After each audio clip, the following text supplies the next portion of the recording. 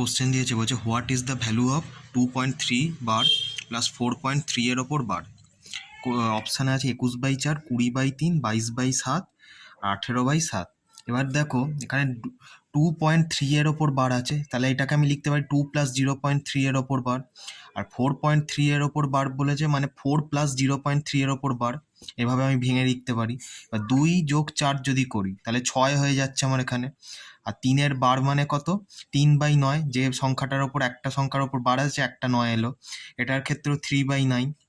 এবার যদি কেটে ছোট করে নিই, কি হচ্ছে 6 + 1/3 + 1/3। এবার 1/3 যোগ 1/3 করলে কত হচ্ছে? 2/3 হচ্ছে। তাহলে 6 + 2/3 করি তাহলে কী হবে? এবার যদি এলসিএম করি নিচেরটায়, 3 × 6 = 18, আর 2 = 20, মানে 20/3। তার মানে অপশান বি এটাই এর কারেক্ট অ্যান্সার। তো ভিডিওটি যদি ভালো লেগে থাকে অতি অবশ্যই চ্যানেলটি সাবস্ক্রাইব করো আর বন্ধুদের সঙ্গে শেয়ার করো।